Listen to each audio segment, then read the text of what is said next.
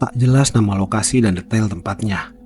Namun yang pasti, Bayu, pemuda asal Solo, Jawa Tengah, terus mengayunkan langkahnya menuju rumah kecil di sebuah perkampungan sederhana. Ketika bertemu dengan tuan rumah, dia langsung mengutarakan maksudnya. Dengan tenang, lelaki tua yang dijuluki sebagai juru kunci alam jin itu langsung menyimak dengan teliti semua maksud tamunya. Kemudian, Bayu disuruh menyediakan semua bahan yang diperlukan. Sementara Kuncen, yang sebut saja namanya Kitapa itu, bermeditasi bareng sejenak. Awalnya, Bayu memang seorang pekerja swasta yang boleh dibilang sukses karena jabatan dan penghasilannya yang memang lebih dari cukup. Namun, karena wabah COVID yang melanda di seluruh dunia beberapa tahun yang lalu, perusahaan tempatnya bekerja ambruk dan dia menjadi salah satu orang yang terkena dampaknya. Bayu terpaksa dirumahkan oleh perusahaan tempat dia bekerja. Bermodal uang pesangon yang tak seberapa jumlahnya, Bayu membuka sebuah toko kecil-kecilan. Karena kurang strategi dan permodalan, tak lama toko ini pun bangkrut. Sementara dari sisi ekonomi, keluarganya makin terlilit dalam kesulitan. Di tengah kondisi yang sangat tertekan, akhirnya dengan langkah berani, Bayu mencoba meminta bantuan pada Kitapa, sang kuncen alam gaib yang konon bisa merubah nasib banyak orang.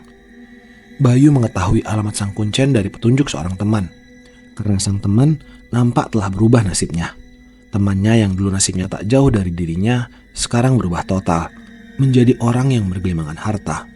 Maka, mau tak mau, Bayu pun mempercayai petunjuk temannya itu. Bayu juga menuturkan, prosesi peminjaman uang gaib ini tak lama, cuma beberapa menit.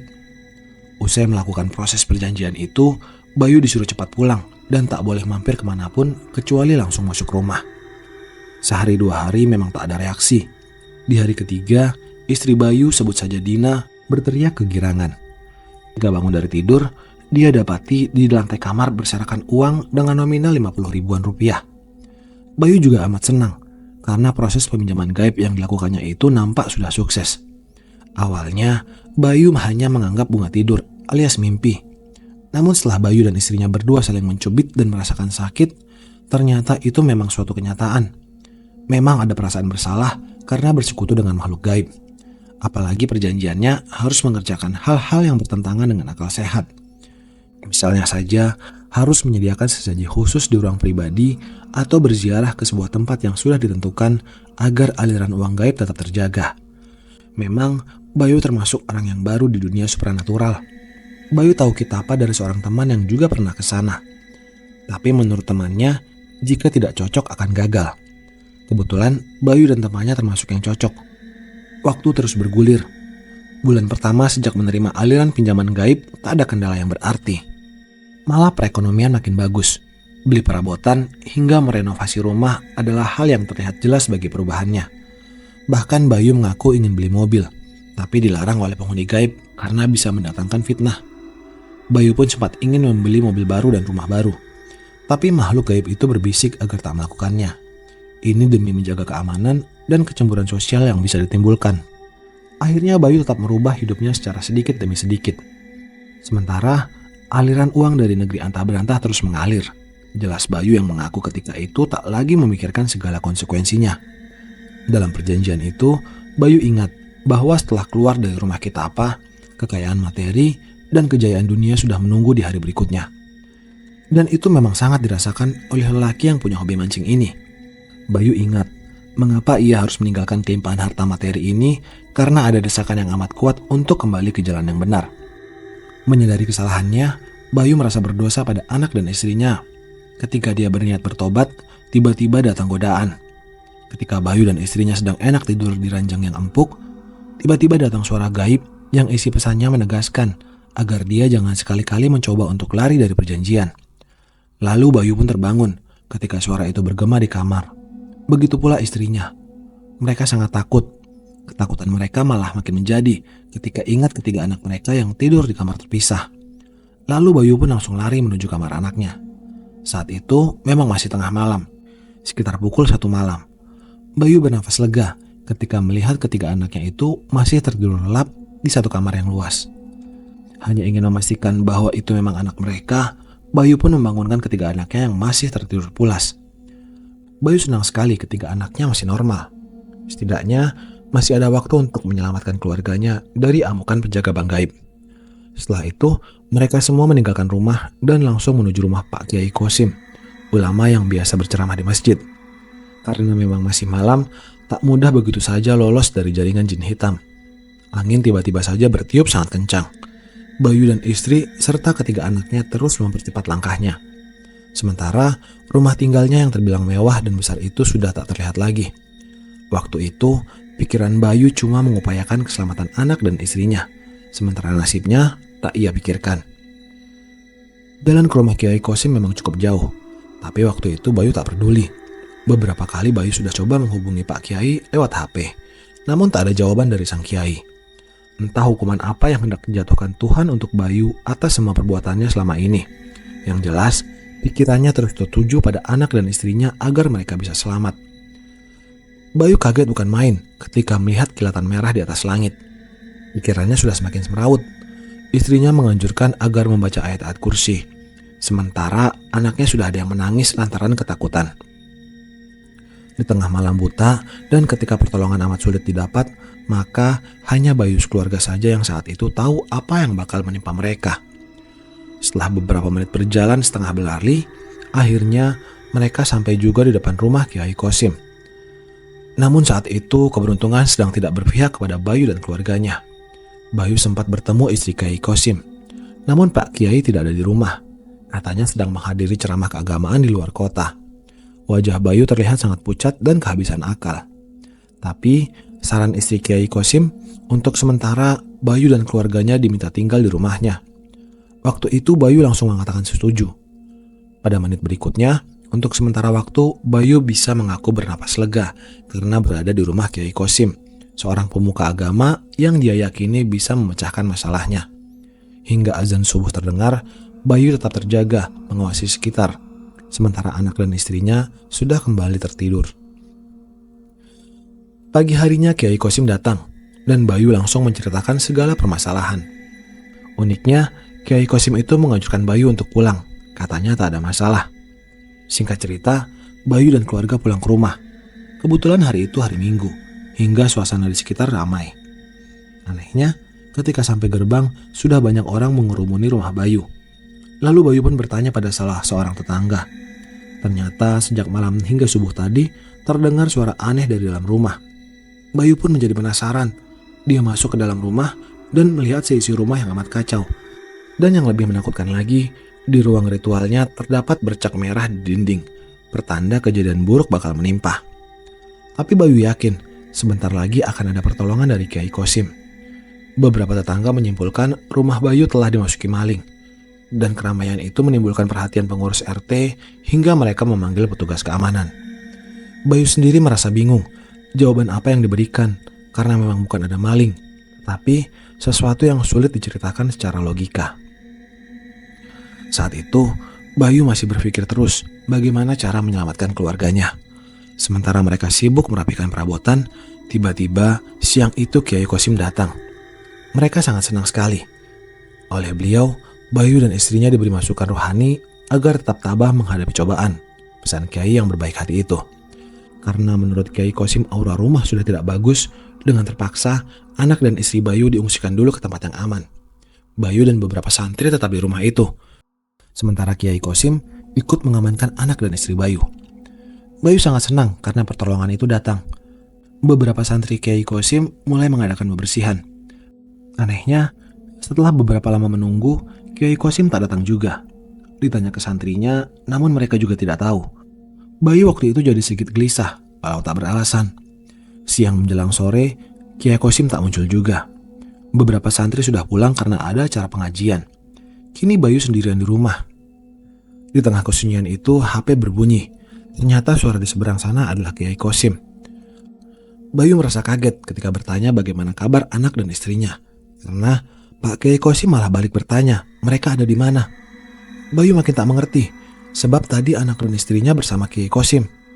Jadi, yang tadi itu Kiai Kosim atau bukan? Bayu makin gelisah luar biasa. Tanpa buang waktu, ia langsung pergi menuju ke rumah Kiai Kosim. Sesampainya di rumah sang Kiai, Bayu bercerita panjang lebar, termasuk pertemuannya dengan jin yang berwujud Kiai Kosim. Dia meyakini bahwa dia bertemu dengan Kiai Kosim di rumahnya, sedangkan Kiai Kosim sendiri mengaku tidak pernah menjemput anak dan istri Bayu. Tapi tadi Bapak datang ke rumah dan membawa anak istri saya. Lalu Bapak kembali dan menanyakan keberadaan anak dan istri saya, jelas Bayu kepada Kiai Kosim. Mendengar laporan ini, secepat kilat Pak Kiai berwudu lalu sholat duha. Dalam proses ritual ini, dia mendapatkan bisikan bahwa anak dan istri Bayu kini sudah di tangan dedemit penunggu bang gaib. Bayu pun mendesak Kiai Kosim untuk terus mencari. Namun Kiai Kosim mengaku tak bisa, kecuali atas izin Allah. Berbagai upaya dilakukan, namun sampai detik ini, anak dan istrinya tak bisa ditemukan. Bayu makin menyesal. Semoga hal ini tidak terulang pada siapapun. Memang sulit dimengerti. Istri dan ketiga anak Bayu hingga kini tak diketahui di mana rimbanya. Apakah mereka berada di alam gaib atau mungkin di suatu tempat yang memang belum diketahui oleh Bayu atau siapapun. Hanya Tuhan yang Maha Tahu.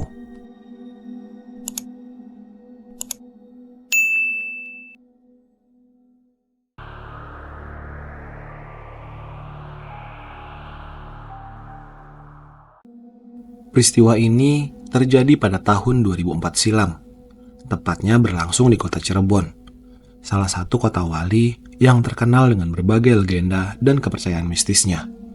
Saat itu, usia kandungan istri Arif telah menginjak bulan ke-8.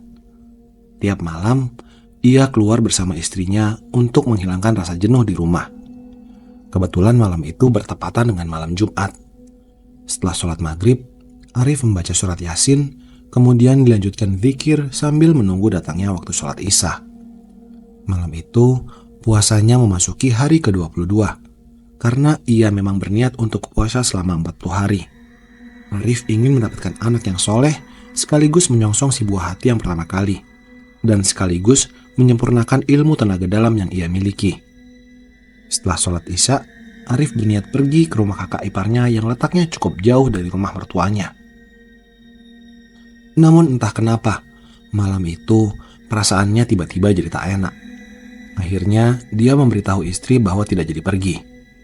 Dan entah bagaimana, mertuanya pun melarangnya pergi. Meski Arif telah membatalkan niat berkunjung ke rumah kakak iparnya, namun istrinya tetap bersikeras ingin pergi pada malam itu. Alasannya, dia merasa suntuk hanya di rumah saja. Jam telah menunjukkan jam 8 malam. Waktu itu, Arif masih bingung menentukan keputusan untuk pergi atau tidak. Namun, karena istri Arif tetap bersikeras ingin pergi, akhirnya dengan berat hati ia turuti juga kemauan istrinya. Sudah malam, sebaiknya kalian tidak usah pergi, kan masih banyak waktu, kata mertuanya. Namun dengan manjanya istrinya merengek. Nah, kan baru juga jam 8. Pokoknya aku mau ke rumah kakak.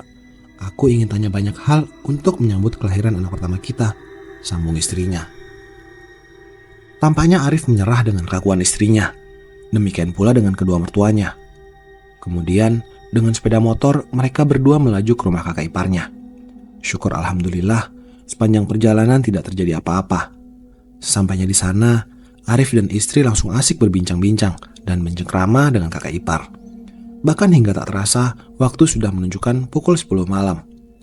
Melihat malam yang telah larut, kakak ipar Arif yang lelaki mengingatkan untuk segera pulang.